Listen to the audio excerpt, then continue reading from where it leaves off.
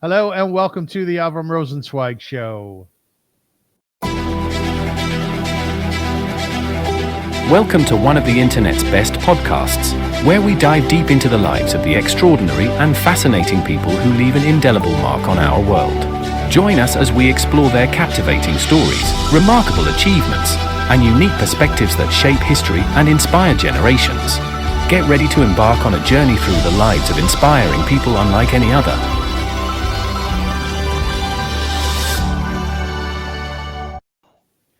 Hello and welcome to the show. My name is indeed AVRUM ROSENSWEIG, and I'm delighted to be here. You know, I heard a number of years ago that one cannot be a virtuoso in two instruments. In other words, if you're a great violinist, you cannot be a great pianist. Can you be a good pianist? Probably, but great in both? Not likely. So, why do I tell you this? I do because my guest today is Elki Jacobs. How are you, Elki?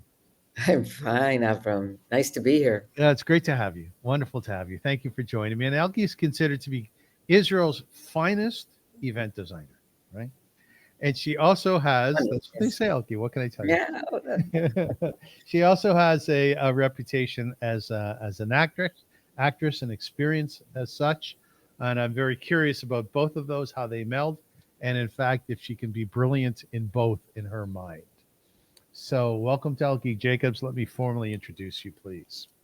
With more than 3 decades of international design experience, Elki Jacobs has earned a reputation for crafting unforgettable events that blend sophistication with heartfelt emotion. Drawing on her rich background in theater as an actor and storyteller, she infuses every celebration with narrative depth and artistic flair, creating experiences that linger long after the final moment.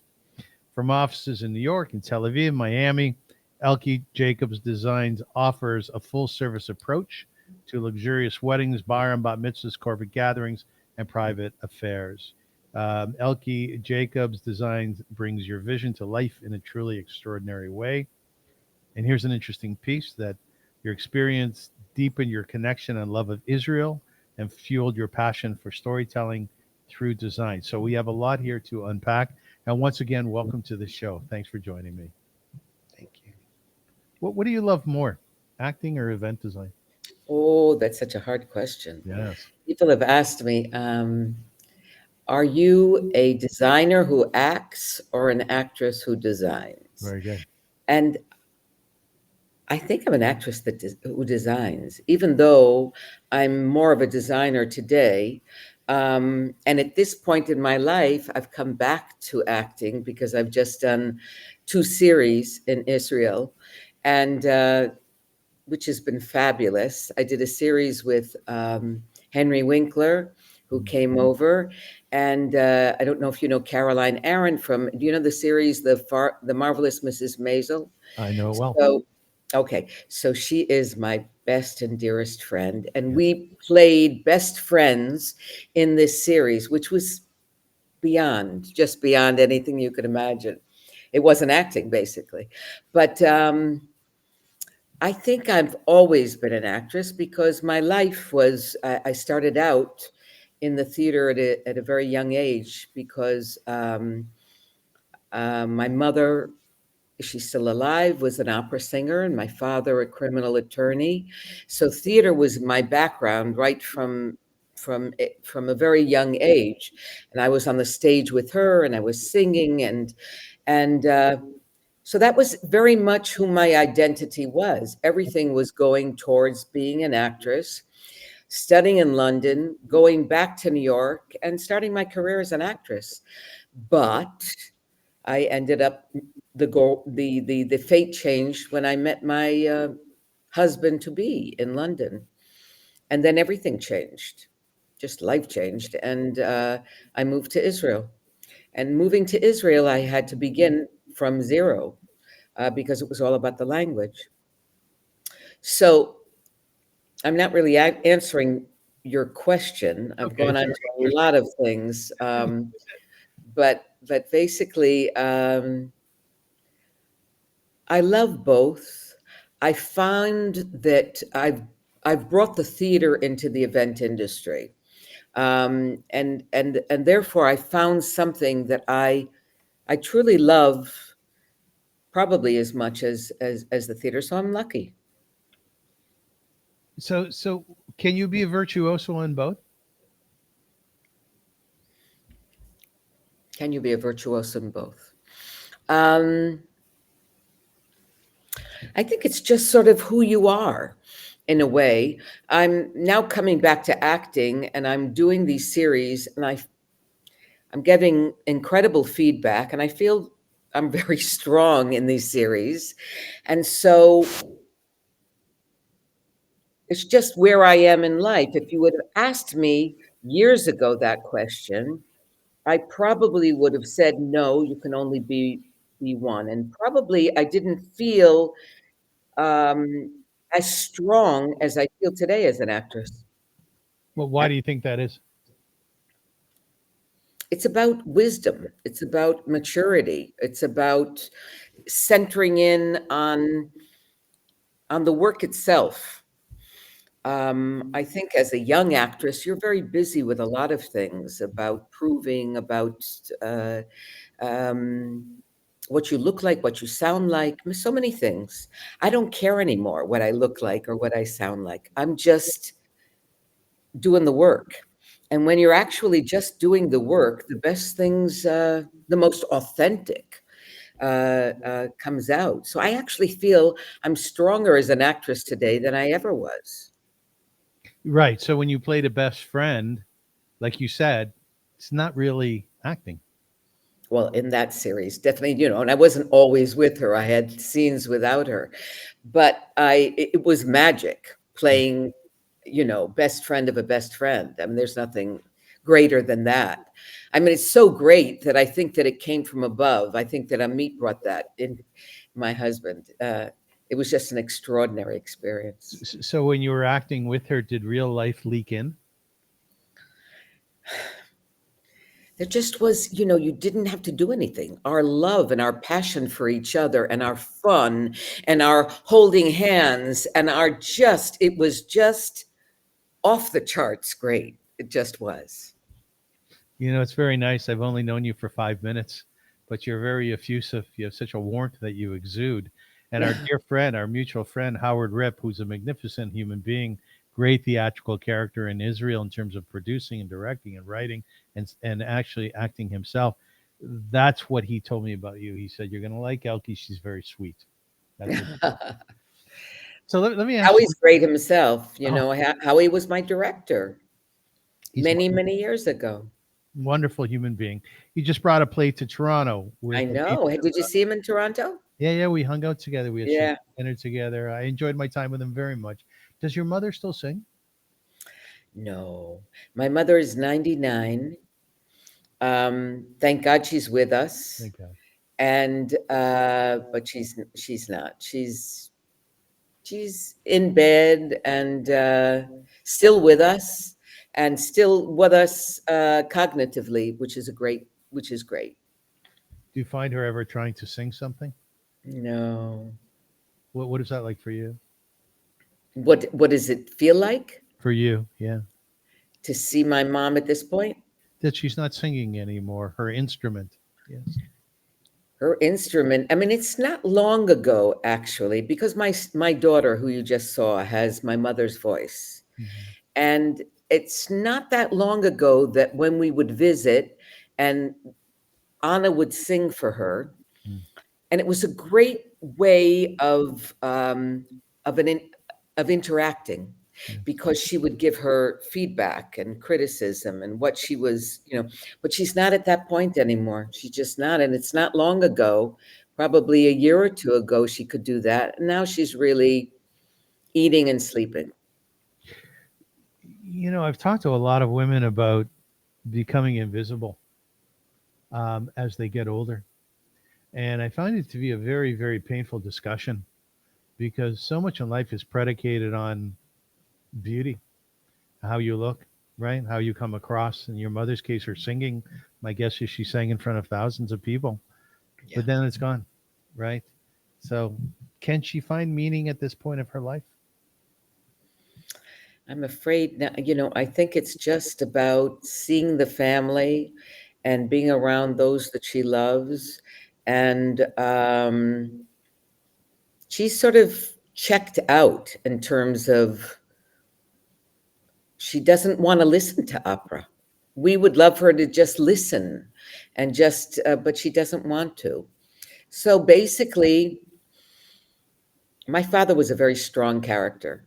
And when my father left, which was 10 years ago, I think nobody thought that my mom would carry on. I mean, they were together from 14 and 15. So my friends say, the fact that she's alive 10 years after my father's gone is quite incredible, because we just didn't think that would be. So we're grateful for whatever we have. That's it. And certainly I, who don't live there, and there's so much of the day-to-day that my sisters deal with, I'm just grateful she's with us. What was your father's name? Howard. What did Yeah. he do for a living? Oh, he was a criminal attorney, but Was he? he was the real thing, Avram. He was, So oh my God. You know, my father was very ill at a very young age, 14, 15. They didn't think he would survive. He had ulcerative colitis in the 40s, where anyway, there were life and death operations. And my father, coming through this, his premise throughout his life was you live every day as if it's your last. And that's just the way he lived. And that's what he taught all of us. He was a bon vivant. He was passionate about his career. He was brilliant. He was a gastronome. He opened restaurants. He was the head of the Wine and Food Society and the Chaîne de Rotisseur, and traveled the world. And you name it, he did it. He didn't wait for anything.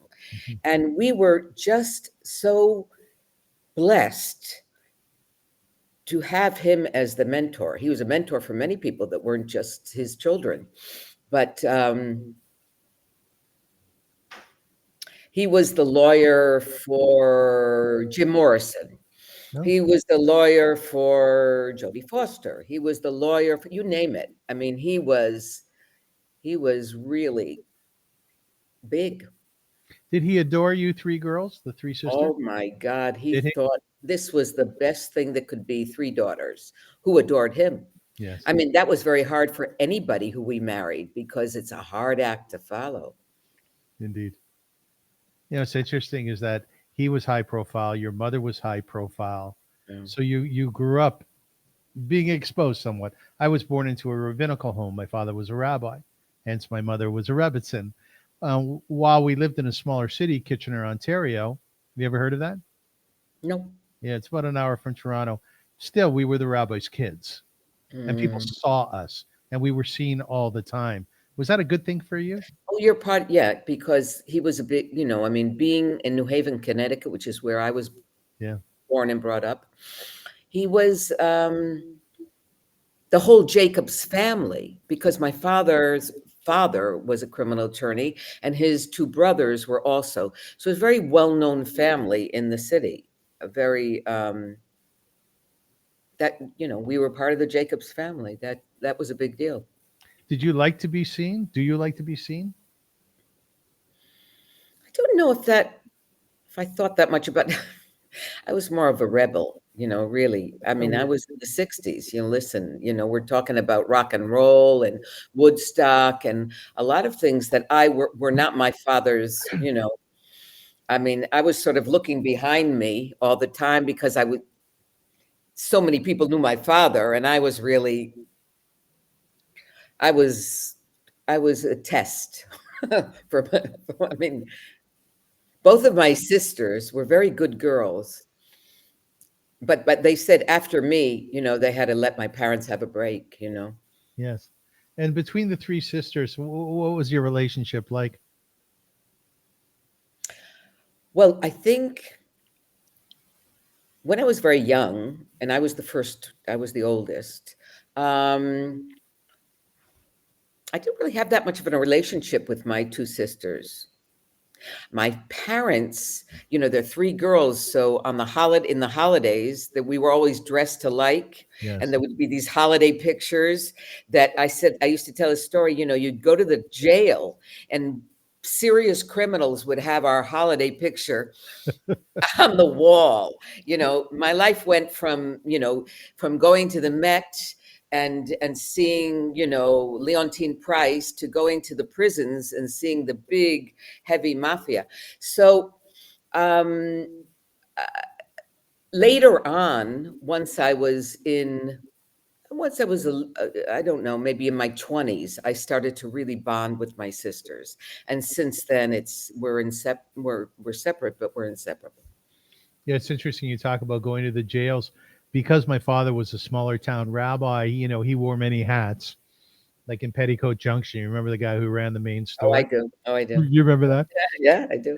Yes. So one of the things he did was to visit the jails, not only the Jewish prisoners, but the non-Jewish prisoners. And he would take us. So I had four sisters, so there were five of us. And he would take us to the jails. And I distinctly remember sitting in the front lobby while he went into the cells to speak with the prisoners.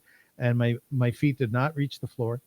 And I remember fellows walking by dressed in orange, handcuffed, and I was terrified those were my last moments in life. You know? Yeah, but those are rich, rich moments. Like from the sound of it, you have until 120, as they say, you've had a very, very rich spirited life. I have. I really have. I think that one wouldn't have thought that I would have made such a drastic change in my life. I mean, everything in my life was going. I was privileged. I went to great schools. I went to great summer camps. But because my father very much believed in education, so it was all there for us. And I decided early on that that's what I want to do. I want to be an actress. So whether it was New York, whether it was London, whether it was all there. But in the idea that I'm going to come back to New York and start my life as an actress. So the idea, I did come back to New York and I did start my life as an actress. But after 2 years, somebody had to decide if he's going to move to New York or I'm going to move to Israel. I had never been to Israel yet. And it wasn't on my bucket list, I must tell you. I mean, I had been throughout Europe and different places, and I had a bat mitzvah. I knew that Israel existed. I was in London in '73, so we were glued to the television, what was going on in the war and all. But it wasn't that I felt like I need to come to Israel. Mhm. So suddenly falling in love with an Israeli, and not only an Israeli who what is called Shomeret Sa'ir. Do you know what that means? Yes, I do. Okay. So Shomeret Sa'ir, he was a kibbutznik. He was he was brought up in a communist kibbutz. I came from Connecticut. I mean, they couldn't be two more different worlds and all. But so therefore, he was the kind of kibbutznik and the kind of Israeli that didn't want to come to New York and didn't want to move to America. He believed that Israel was his place, Mhm. and it was my place to decide if I want to stay in this relationship. I'm going to have to do the move, and that was a big deal. Leaving my family, leaving New York, my world as an actress, and starting in the desert in Beersheba. I Yeah. mean, he was the resident director after London. He got this job of being resident director in Beersheba. I'm moving from Central Park West to Shikun Vav in Beersheba, where there's no phones, there's no communication. I had a friend who was on a soap opera in New York, and she thought she's going to help me. She bought me a gold phone. I said, a phone won't help. There are no lines, I was going to the end of the world. There was just the desert and a theater and a hospital and a university. And that's all there was in 1979 in Beersheba. So I had to start my whole life all over again. And I remember, okay, people said, okay, you don't know the language, you've got to go to an ulpan, you've got to learn Hebrew. So I started out in an ulpan, and I remember being in the break and just crying, just crying from the fact that I have made this choice. I know I've made the choice, but wow. And yet I realized in these breaks I would be speaking to like political refugees from Bolivia and South America, and where they would tell stories about they went out to, their brother went out to lunch and he never came back, and all of these major kind of life-changing stories of life and death, literally. So when they came to Israel, there was no way back. There was no choice. You better get into your profession and make a life as a new immigrant. I always had a choice. I was an American. I could turn around and go back and say, well, it didn't work. But something in me was not going to come back. I knew it right from the beginning. What was that? Well, it's a good question, Avram. It's a very, very good question. Because I many times said it wasn't me. It wasn't just me. This is such a big, big decision. I think that I truly believed, I probably didn't know it then, that I'll never actually come into myself in the way I will, being challenged in such a way as I was challenged. Mhm. To start all over, no family, no support system, it's all beginning, no friends, it's all starting from zero. And whatever happens, I've got to make it happen. And after a year, I was in the National Theater. So I was very, very challenged. I guess that was the way it was supposed to go. What was your love story like with Amit? What was my love story like? I'll tell you what it was. Nobody ever spoke to me like Amit spoke to me. The Israeli that basically says it as it is? Dugri. Yeah, kokach dugri. Nobody ever spoke to me like that. I knew nothing. When I came to drama school in London, I was a young girl from Connecticut, didn't have any. My father was paying for me to go to school. Amit was working night and day in LL Airlines to be able to afford. There was no money, there, and so he was a fighter. And he spoke to me in the deepest way of the truth. He said to me something he said to me as a young girl in drama school, he said to me, it's not the girl in you that I love. It's the woman that you'll become. And that was, I didn't know it. I just didn't know it then. I was so, I was young. But he was older and he was wiser and he was very, very smart. He was very, very bright. And a fighter. He went off to the army. Oh my God. He fought in, the front lines. He was a volunteer. These were the people in kibbutz. They volunteered for the hardest positions in the army. When he was in London in 73, there wasn't a question. He didn't have to go back, but he went back. My cousin tells a story of when her son went off to fight, that it was Friday night, and she had lit the candles for Shabbat, and a gust of wind came through the window and blew out the candles. And she was convinced that something had happened to her son. Thank God nothing had. But I tell you this because I'm wondering, what was it like for you when your husband would go off and fight? Well, most of his fighting was before I knew him. Mm-hmm. He had already been through 3 wars. By the time, as a student in London, I'd gone to university and he'd been through 3 wars. By the time I moved to Israel, he was doing reserve duty, which was not, it wasn't what he had been through. I think he had, in his own way, kind of post-trauma. Yes. I think I lived with that. I think that he didn't sleep full nights. I think he saw a lot of loss of close friends. And part of the question, I think Amit always said, how did I stay alive? And I think that's probably a question for a lot of people who've seen so much loss. So I experienced that through him. I think that he was scarred from Did you what he feel, saw. did you feel you could help him when he couldn't sleep, when his scars were erupting, if you will? Amit, I think I was a light in his life. That's nice.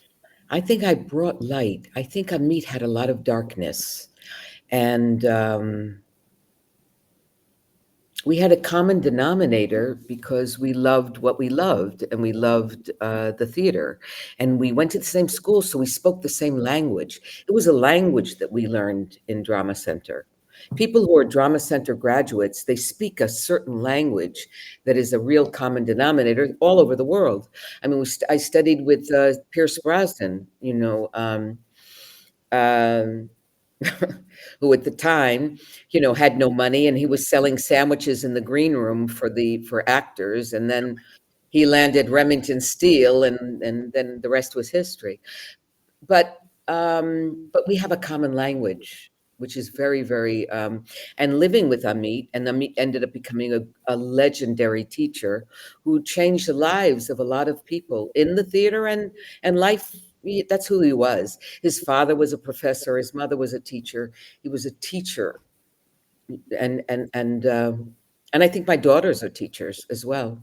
So I was They going to ask you, do you see Amit in your daughters or vice oh, versa? so much so, Yeah. so much so. Yeah. Like how? Well, they're smart. Yes. They're very smart. They're wise. They're deep. They're super sensitive. Ayala, who lives in Berlin, who's a photographer, and she teaches in 2 universities and all. I mean, Amit, when I would call him and I'd want to talk to him about something, he'd say, well, can we talk about it when you get home?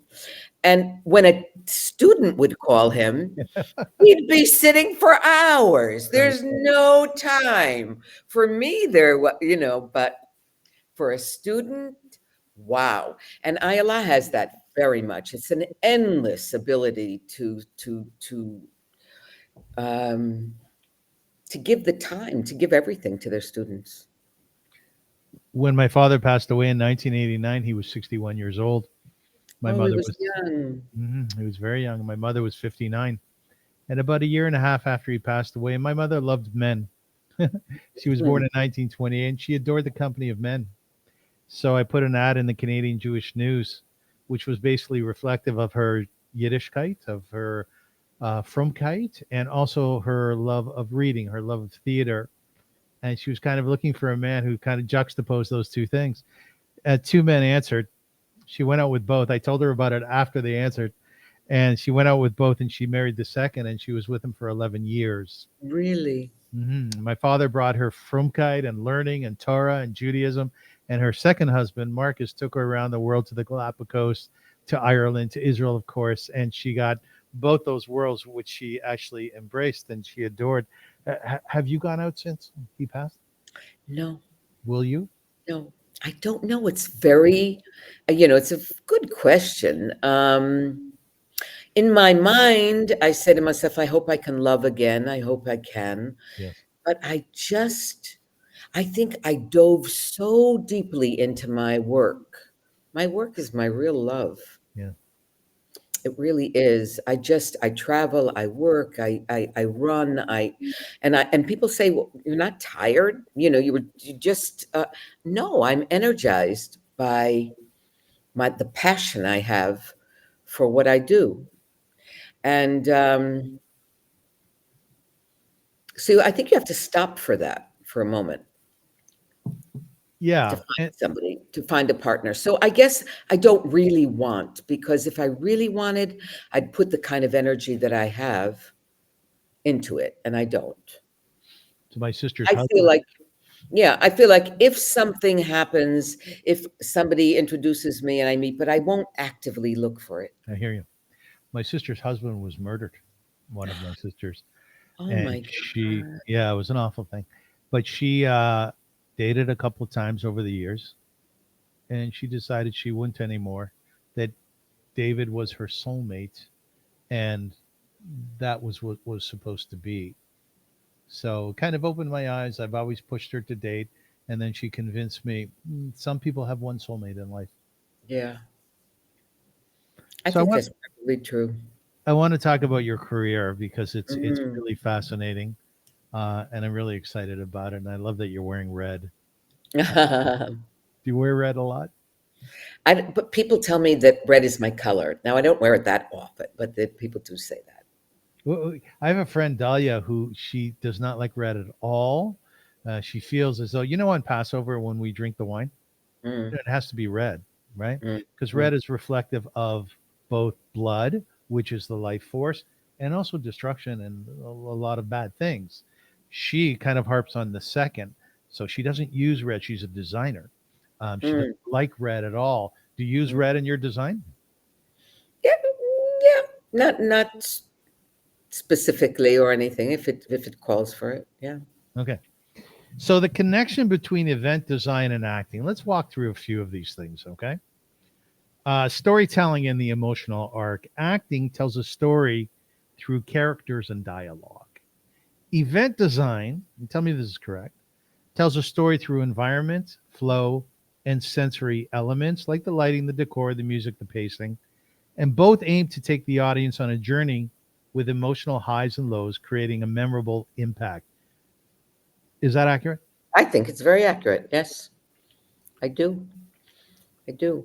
Um, I think that part of what I learned as an actress is obviously the psychology of characters. Yes. And I find that when I meet people for an event, for whatever kind of event, the moment they walk in the door, I get a sensibility about who they are. And we start to talk. And I always say that um, event design is a dialogue and not a monologue. So it's a give and take.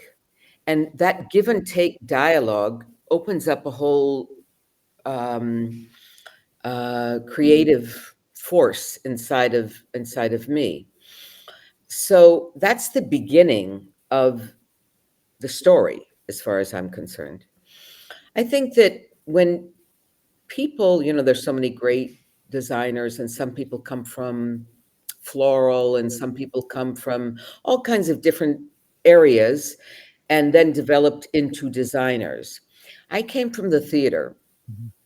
So my events are theatrical.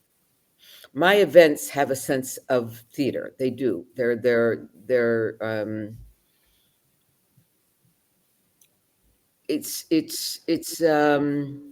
It's a theatrical story as far as I'm concerned.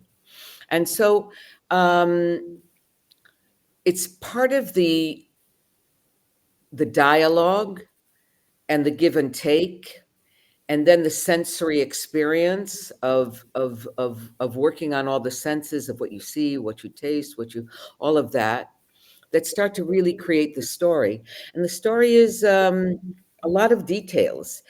I believe that when you walk into an event, you're not supposed to see it all face value right from the beginning. You're supposed to sort of discover, oh my, and you're looking and, I didn't see that. I didn't see that. And before you know it, there's an experience that's going on. I feel something. Mhm. Mhm. And I think that when somebody leaves an event, it's should have had an emotional experience. What did I feel?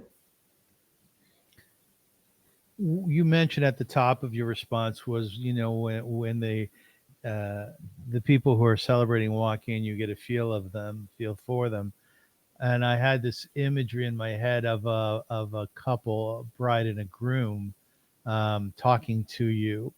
And I wondered to myself, because I've officiated at marriages, at baby namings, and so on, and I always have an end game, an objective, which is to make it the most splendid moment for them that they could Mm. possibly imagine. What do you?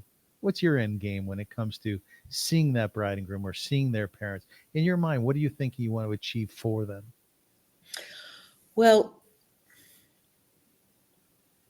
I have a vision. When I get a vision, um, I have to sell that vision. Yeah. I have to sell what I believe in. Many people don't understand what I'm talking about, and they don't, I mean, they don't see what I see. So that has to be, you have to have the ability to convince them that this is something so great that they don't even realize yet what's actually going to happen. And that's part of it's I so enjoy that process because I'm passionate. And so it's sort of when they see how passionate I am, and then they start to get on the journey with me, I just basically want them to embrace my vision. That's what I need. And then I can go crazy. Once they're on my side and once they realize, um, they trust me. And in the end of the day, I always say this, I can be with people who may not think the way I think. And then I'll say to them, in the end, you're going to have to trust me. And that is the final thing, because if they don't, my mind will not be able to create what I need to create. So I can't tell you the answer of what the final thing is, because each event for me is a different journey. Is your vision predicated on here? I just want to throw up a picture here for a sec. Ah, I mean, firstly, the couple is so stunning, and secondly, the background is just overwhelmingly luscious. What is your vision predicated on their character, their personality, their love, what they tell you about their history, or is this something you've been sitting having a sandwich, and one day you think, my God, that would be stunning to do? well, that's only one small part of what happened inside. I created a secret garden inside of a loft that had nothing there. It's full of greenery and it's just you're walking into something that it's just shocking, because it's a transformation of a place that has nothing of that. There's swings, and they're walking down gardens, and they're walking down aisles, and you're walking now. Does the location speak to me? The outside gardens, yes, they spoke to me in a certain way, but that was an end result. That is just, the chuppah was just a part of a whole secret garden. I'm just trying to understand your response. Do you look at them and say there's a particular character to that love? No. So does your vision have anything to do with them? This particular one didn't. Okay, so otherwise though. So otherwise, sometimes somebody will say to me, "Oh, I just love, I love Tulum. I love Mexico. I just love the rusticness. I love the this and that." Now, I might take Tulum and I might develop it into something else. Now, it's something that they said to me. I took off on something that in this particular case, it was not. It was all me. So if I say to you, I'm passionate about writing, I'm passionate about reading, my color, she loves to create, let's say, plays. She writes as well, and so on and so forth. Would that elicit ideas?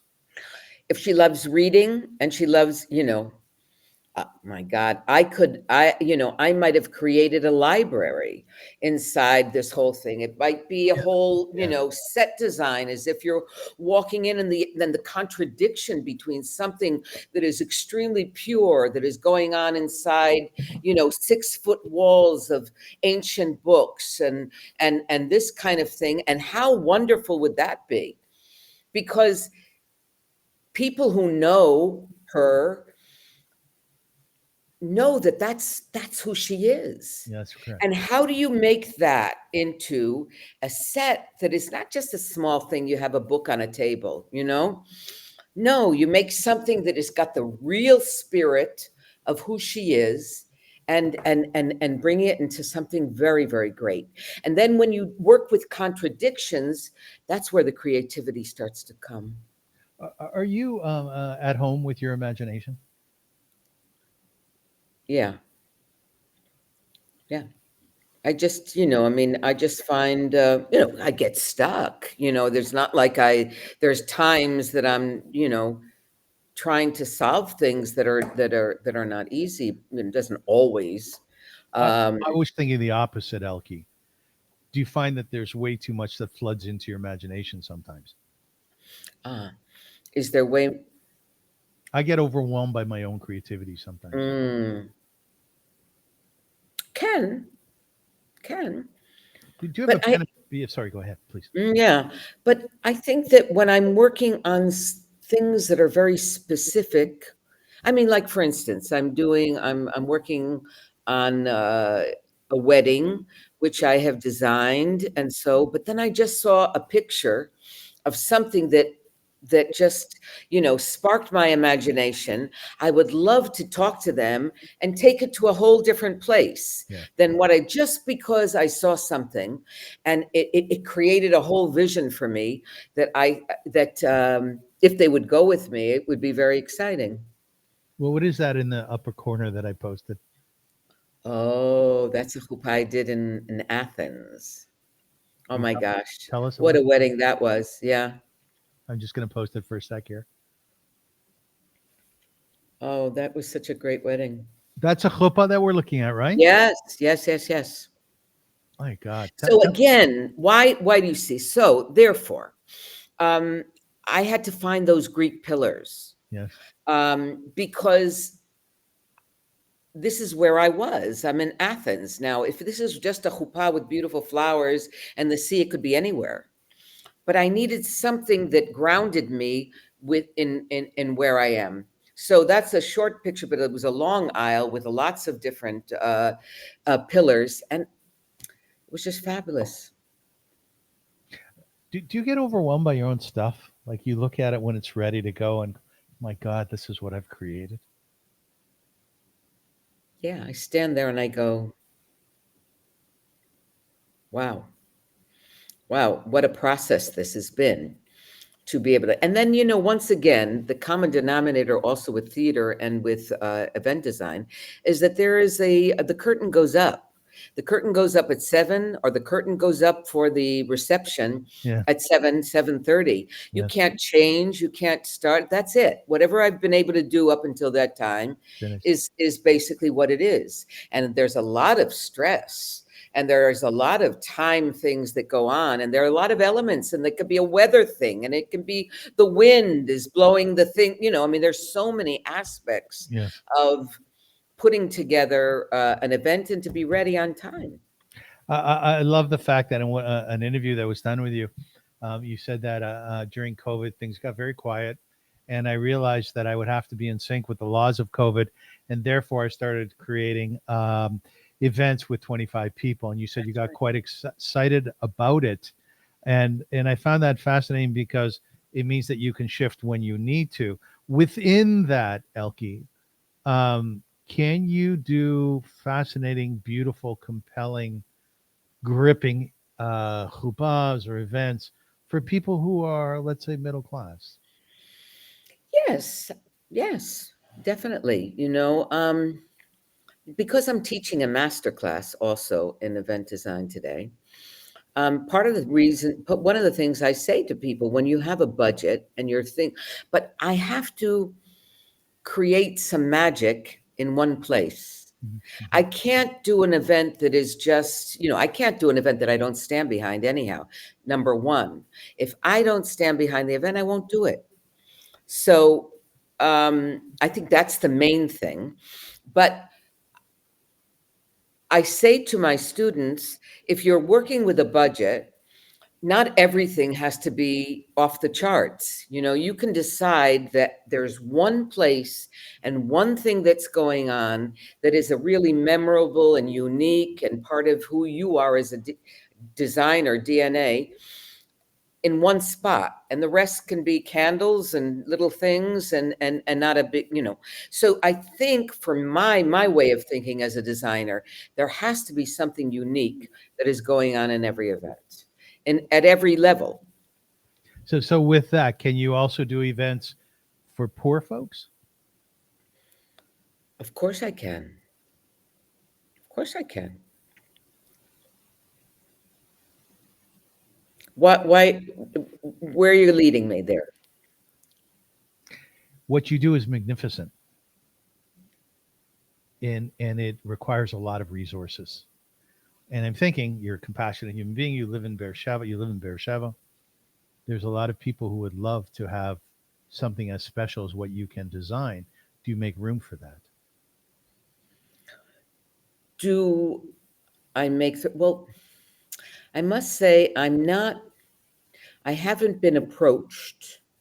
And if I was approached, if there was somebody who said to me, like for instance,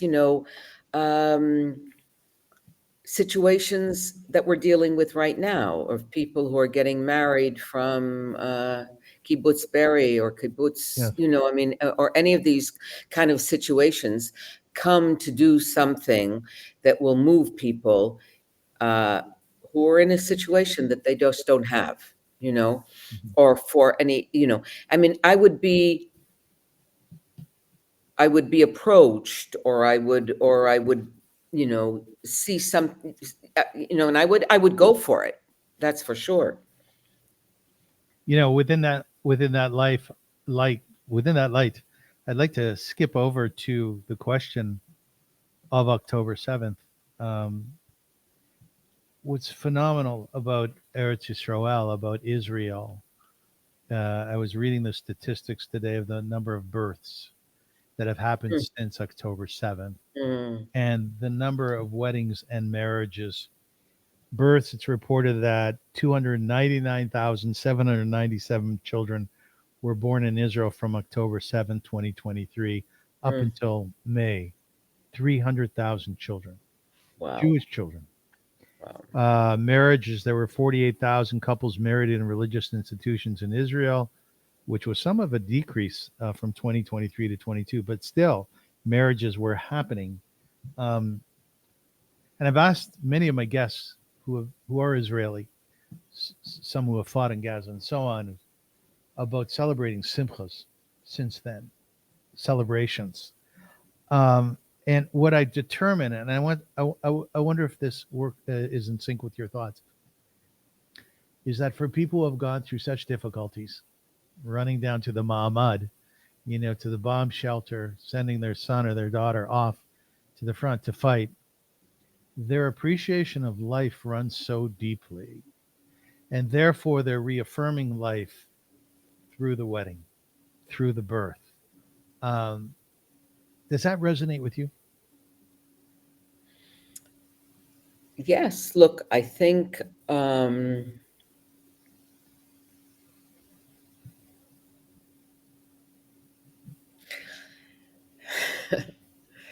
that's a tough question, actually, because I think that Israel is very much split up in terms of where we are and what we believe in, and politically today, and that's part of the hard point of where we are in Israel.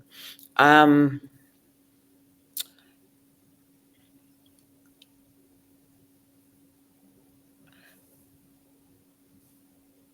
I just think that it's a tough question for me, actually. So let me give you a little more context. In my research, I came up with 3 reasons why people get married and have children during wartime. One is the affirmation of life and hope. Another is emotional and psychological security. In other words, war often tears apart communities and families, as you mentioned, the kibbutzim, creating fear and uncertainty. Marriage offers a sense of stability, intimacy, and belonging when Mm-hmm. everything else feels unstable. And then Mm-hmm. finally, practical and social motivations. Wartime can accelerate relations for practical reasons, legal benefits, protection, shared resources.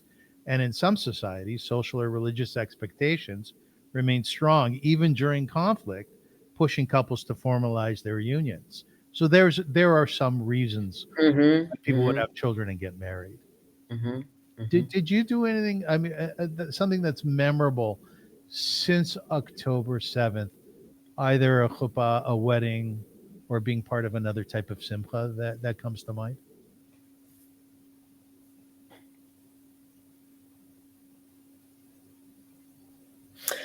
I haven't.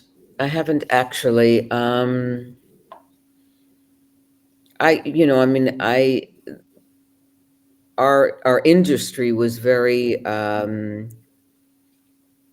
challenged, um, and in this time when people were not um, doing the kind of events, at least that I do, and that, and definitely um, my work is also very influenced by international people who come here.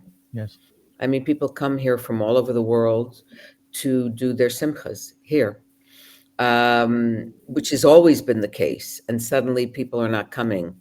And and that was my experience more, besides uh, coming each Saturday to the Hostage Square and being together with and having people who I knew who were suffering loss and whose kids were over there. So basically, it was that. I don't think that. So in answer to your question, professionally, no. Was I involved in anything You know, professionally? it seems to me you're in a happy industry. I mean, yeah, absolutely. You're I'm happy. privileged. I am so, yeah, it's such a privilege to be in an industry that is joyful. Yet since October 7th, there's been much sadness. So in this discussion that I'm having with you right now, you seem to be very emotional about the whole thing. Mm, yeah. What do you It's think? been a hard What do you time feel?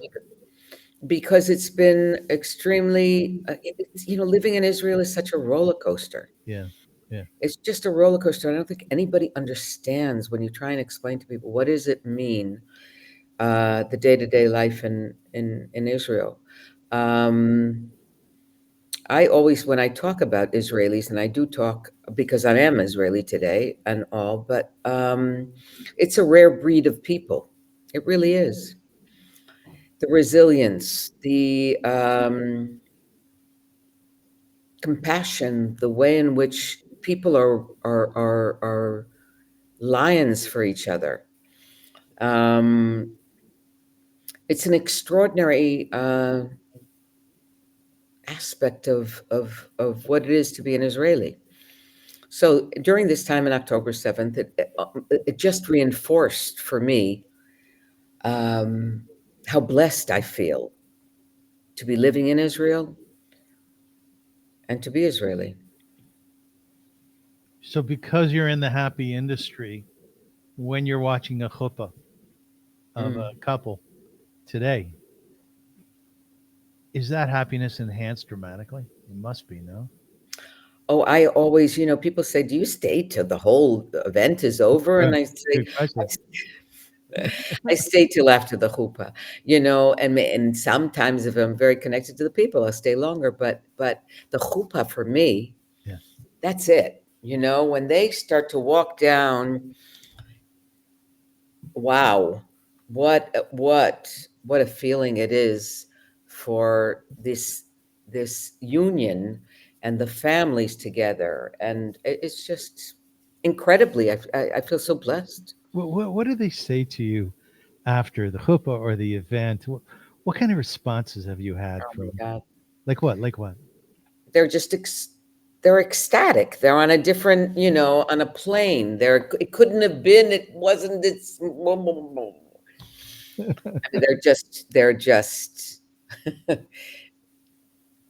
they're so grateful. And I'm so, I just, there's the feeling of satisfaction that you have, I always say that it is a zchut, it is a privilege, that you're dealing with the most important day of somebody's life, be it private, be it corporate, be it whatever. But you have that in your hands.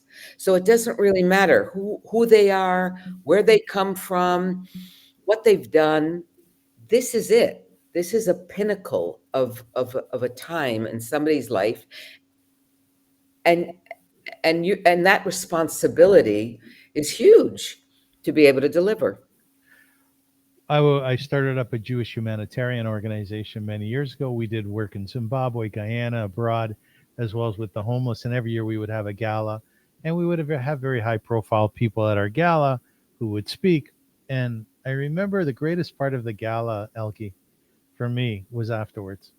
It's when I went to the parking lot and got my car. And then I drove home and I stopped at a Tim Hortons, a coffee shop. And there would be the old Greek guys arguing about life sitting there. And I would walk in and I would sit, have my coffee, and sort of the juxtaposition of the craziness that had gone on only hours ago, the energy, the excitement, the noise. You speak Yeah. about noise in one of your interviews, and COVID was very quiet. I remember just sitting there quietly thinking, I'm mabsut. I feel this incredible sense of satisfaction. What are those moments like for you? Those quiet moments afterwards? You're on a different planet. Well, they're on a different planet and you're on a different planet. Takes time to sort of calm down from what you just experienced. Yes. And it's it's a great feeling. It's a great feeling of satisfaction that you felt that you did for these people something that they couldn't imagine. And so I feel very lucky. That's, I mean, to be doing this. Do you think to yourself, my mom would be proud, my father would be proud, Amit would be proud of me? Do you think like that? Oh, I mean, so much so. You do. Oh You my do. God. Oh my gosh. Yeah. I know my mom's proud because she still sees it, and she's, but my mother will say to me, "How was your hair?" You know, did you have lipstick on? I mean, that's my mom. Yes. But my father, he was extremely proud. He was He extremely was. proud. But yeah, and me also. I mean, I just think that Amit right now, first of all, I mean, my daughter said that what I did, I had this big event in the Waldorf Astoria, which was probably the biggest thing I've ever done. It was pretty huge. And it, it was just a month ago. So I'm sort of still high from that. It was 1,200 people and Wow. Sting performed, and it was incredible. And to be doing something in New York this large and all, it was so thrilling. And and being in the front as a creative director of this whole thing, I definitely felt Amit's presence there. And in this new series that will be coming out in 26, I played this very, very comic character. And Amit used to always say to me, and when we were in drama school, he said, "How do you see yourself? Do you see yourself as a dramatic actress or a comedic actress?" And I went, "Dramatic, obviously." And he went, "Oh, but you're wrong. Yes. You are a true comedian. And that doesn't mean you can't play drama, but you are, first of all, come." And doing this series, He's so proud. That's all I can say. Kola kavod. Yeah, yeah. Elki, I've been playing around with AI for the last few months, and do you use AI at all? Yes, sure. How do you use it? Well, different ways. If I'm, I'm looking at an idea, um, this architectural, idea that I have. Do you have any other suggestions? Other ways of building? A lot of different things in terms of design. So I use it for my show, both in research, and also I ask AI to produce a poem, an Mhm. ode to about my guests. Oh, really? Yeah, yeah. So I have an ode to Elki Jacobs. Really? Here we go. Okay. Born beneath Connecticut skies, the eldest of three, Elki's eyes were set on the stage, on what could be. In London, she found her voice and her flame, where theater whispered and called her by name. Then love took her hand across ocean and years to Israel's heart through laughter and tears. A land of contrast of spirit and song, where courage taught her she'd always belong. From acting's bright lights to design's soft glow, she painted with feelings wherever she'd go. Each table a canvas, each petal a line, each chandelier moment a story divine. New York, Tel Aviv, Miami's embrace. Her artistry traveled from place to place. From Monte Carlo to Japers hue, she turned every vision to something true. A bride's trembling, a father's pride, a mother's tears, she'd stand beside. With details on heart, with balance and grace, she weaves emotions through every space. Dear Elke, they say, you gave us more, a day we'll cherish, a love to restore. From Wonderland's wedding to mitzvahs that shine, she transforms a moment, then makes it divine. But behind the grandeur, the velvet and the light, lives a teacher who guides with gentle might. She teaches of branding, of finding one's art, of speaking with vision, of leading with the heart. Discover your voice, she says with a smile. Your story's your power, your signature style. From budgeting blueprints to board that inspires, she kindles the students' creative fire. Across culture, she danced Vienna to Greece, blending their spirits with beauty and peace. Every culture, each soul, each scene adds color and rhythm to Elke's dream. For Elke's beliefs is not just a fete, but an experience guests never forget, where stories meet settings and hearts meet design, where life's fleeting moments become something divine. So here's to Elke, to the woman who shows that magic is crafted where passion flows. 3 decades of art, a vision of love. Her work, like her life, a gift from above. Oh my gosh. Right. Listen, I'm crying. I know, me too. Oh my God, Avram. Me too. Can I get a copy of that? Yeah, yeah, yes. That is so beautiful. I thank you. Man, you're welcome. You're welcome. You're welcome. That's AI. But that's absolutely beautiful. Yeah, it is. Thank you. Oh, it's a pleasure, Elke. In conclusion, I just have to say that I so like you. I like you. Oh, and I like you too. Thank you. Thank you. You're a This has lovely been girl. wonderful. This has been very easy. I mean, I just felt very, very comfortable from right from the beginning. I There you go. appreciate that very much. I was a little worried for a moment, though, that perhaps I pushed you too hard emotionally, you know? You But did. I flowed with it. yes, I really did. I really did. I just sort of, you're a magnificent human being, and I so appreciate my time with you, and I would love to stay in touch if that's okay. we will. We Yeah, will. I so appreciate it. yeah. Thank you. You're welcome, and thank you to you. Thank you to you. And I'm Yisrael Chai. Amisachai. I want to thank all of my listeners and my viewers for being part of this. Take out of it what you can. A lot of people in life find it very hard to find their zone, to find that place where they feel as though they can actualize their gift. And the reason behind my show is really to pay homage to humankind through inspirational interviews. And I found this interview very, very inspirational. And I would say to you, Elki Jacobs, she's become a wonderful actress. She's become a wonderful event designer. she's managed to sort of juxtapose both of those in her lives. Find that thing that makes you tick. Find that thing. And you know what I often people say to me, well, how do I do that? Well, one way of doing it, and this maybe sounds trite, is walk through a library and see where you automatically stop. See Hmm. which section you stop in. Is it philosophy? Is it psychology? Is it cooking? You know? And maybe that's your passion. Maybe that's the gift that God gave you. And go with it and run with it and do everything you possibly can to make it phenomenal and to make it great. Sink yourself into it. Elki, do you have any final words in that light? Absolutely. Follow your passion. That's the most important thing, is to be able to get up in the morning and say, I've got passion in my heart for whatever it is. It's unique to you. And